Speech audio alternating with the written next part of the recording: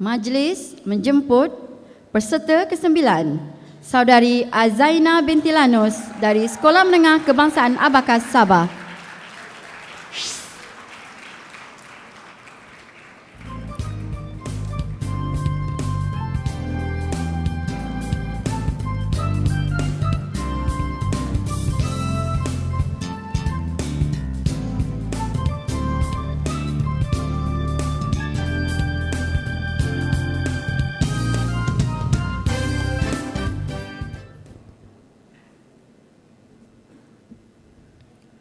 Saudari Azaina akan menyampaikan pidato bertajuk Peranan Institusi Pendidikan ke Arah Pencapaian Matlamat Negara Maju. Dipersilakan. Bismillahirrahmanirrahim. Memetik kata-kata mantan Perdana Menteri Malaysia kita yang kelima, Tun Abdullah bin Haji Ahmad Badawi. Untuk melahirkan modal insan, kita mahu memberikan ilmu pengetahuan yang secukupnya. Kita mahu menjadi anak bangsa, menjadi bangsa yang berakhlak mulia, berhemah tinggi, berjiwa besar, cintakan negara dan mempunyai kekuatan rohani dan kekuatan jasmani. Assalamualaikum warahmatullahi wabarakatuh dan salam satu Malaysia, bumi merdeka. Terima kasih diucapkan kepada nakhoda pimpinan majlis yang berbisi, kombinasi kehakiman yang berintegriti, tetamu kehormat yang dihormati, seterusnya sidang hadirin yang dikasihi. Demi menyahut cabaran pada hari ini, saya akan menyampaikan pidato yang bertajuk Peranan Institusi Pendidikan ke Arah Pencapaian Matlamat Negara Maju. Hadirin sekalian, pendefinisian tajuk secara tuntasnya menurut Profesor Emeritus Osman Bakar, tajuk saya pada hari ini menghendakkan kita berbicara sejauh mana institusi pendidikan, tidak kira sekolah, kolej atau universiti, dapat berfungsi sebagai gedung ilmu yang akan melahirkan masyarakat berkualiti sekaligus membawa negara kita seiring dengan negara maju yang lain. Oleh itu, untuk merungkai persoalan ini dan membuktikan kemampuannya, 4 perspektif hujah saya unjurkan. Hadirin hadirat yang dirahmati sekalian, hijab pidato ini saya buka dengan hujah institusi pendidikan sebagai landasan melahirkan modal insan kelas pertama. Pembangunan modal insan secara holistik merangkumi keupayaan intelek, keupayaan sains dan teknologi, keupayaan keusahawanan dan keupayaan nilai estetika positif.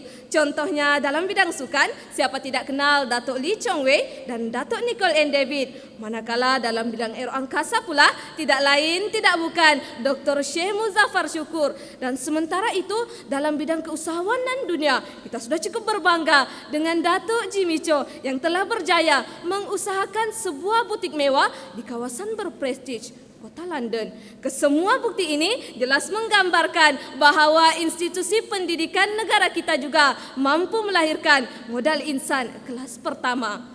Hadirin sekalian, beralih kita ke hujah saya yang kedua, iaitu institusi pendidikan pencetus revolusi kecemerlangan negara. Jasad tanpa roh seumpama gula, tanpa manisnya dan seumpama mati sebelum ajal. Begitulah betapa sebatinya institusi pendidikan dengan pembentukan negara maju.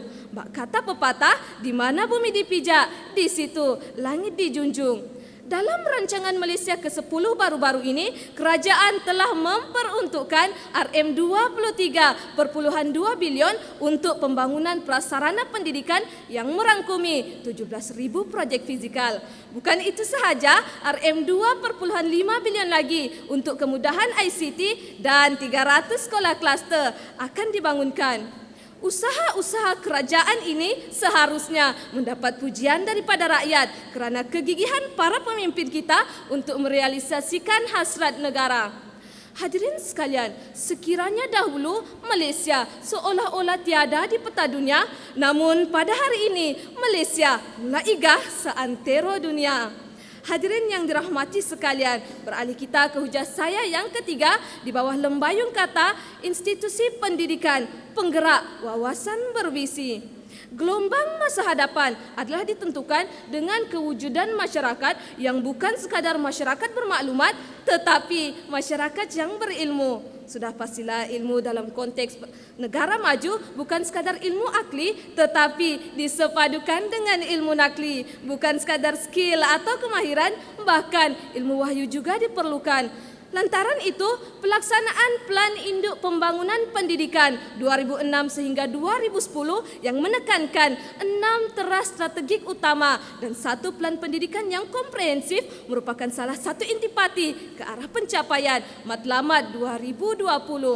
Nah, di sinilah letaknya peranan penting komponen pendidikan, iaitu para pendidik dalam merealisasikan hasrat negara.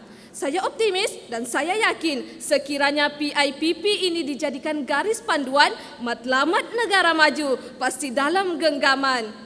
Hadirin hadirat penggerak wawasan sekalian, seterusnya hujah saya yang keempat dan yang terakhir, institusi pendidikan sebagai wadah pembentukan negara maju. Melalui proses globalisasi tajaan barat, kita semakin dihimpit oleh rangkaian neokolonialisme yang ingin menjadikan semua negara sebagai medan dunia terbuka. Dalam hal tersebut, siapa yang kuat, dialah juara. Oleh itu, demi membendung arus kemodenan yang berat sebelah ini, kita hendaklah benar-benar bertekad untuk menjadi kuasa ekonomi yang mampu bersaing dengan negara maju yang lain. Oleh itu, melalui wadah institusi pendidikan inilah yang akan melahirkan generasi berwawasan dengan ilmu pengetahuan dan kemahiran yang tinggi agar segala agenda ekonomi negara tidak lagi bergantung pada tenaga buruh asing. Hadirin sekalian, janganlah kita berbangga dengan kejayaan negara sekiranya kejayaan tersebut adalah hasil bikinan tangan orang lain. Ibarat kalah sabung menang sorak, ayam menang kampung tergadai. Warga Dewan yang dimuliakan, selesai sudah tanggung jawab saya.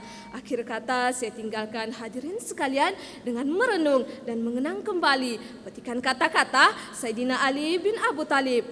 Beliau berkata, selemah-lemah manusia adalah mereka yang tidak dapat mencari sahabat. Dan golongan yang lebih lemah daripada itu adalah mereka yang mensia-siakan sahabat yang telah dicari.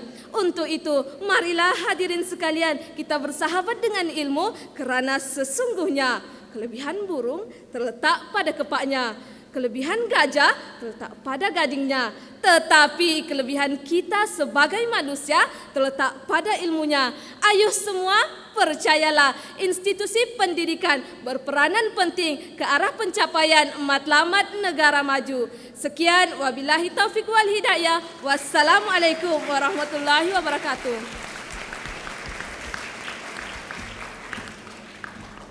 Saudari Azaina, soalan bonus anda.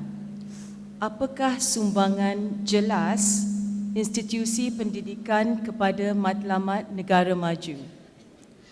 Terima kasih kepada hakim yang bertanya. Hadirin sekalian, berdasarkan soalan tersebut, hujah saya yang pertama, lihat saja kejayaan PIPP. Bukan omong kosong hadirin sekalian, tetapi berdasarkan laporan PIPP yang kedua, sumber daripada Kementerian Pelajaran Malaysia telah dicatatkan kejayaan PIPP. Yang kedua pula, lihat saja, jika dahulu kita hanya mempunyai sekolah wawasan, sekolah bestari, tetapi pada hari ini kita sudah mempunyai MRSM, sekolah berprestasi tinggi dan sekolah kluster. Hujah saya yang ketiga pula, lihat saja kita sudah mempunyai pemimpin-pemimpin yang berjaya mengangkat negara kita untuk mencapai matlamat negara maju. Untuk itu, marilah rakan pelajar sekalian, mulai saat ini dan detik ini juga kita sama-sama meningkatkan prestasi akademik pembelajaran kita. Semoga turut sama menyumbang ke arah pembentukan negara maju. Hendak seribu daya, tak hendak seribu dali. Sekian, wabillahi taufiq wal hidayah. Wassalamualaikum warahmatullahi wabarakatuh.